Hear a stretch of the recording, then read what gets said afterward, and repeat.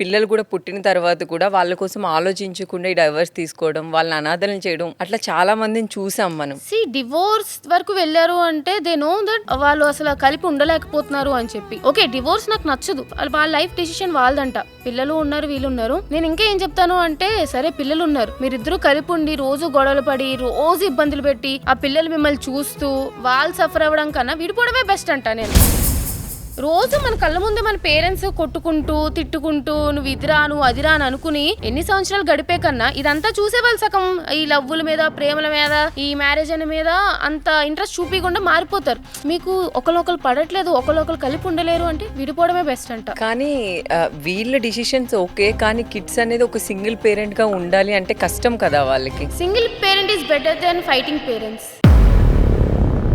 Single parent is absolutely better than and toxicity parents వాళ్ళకన్నా single parent is best.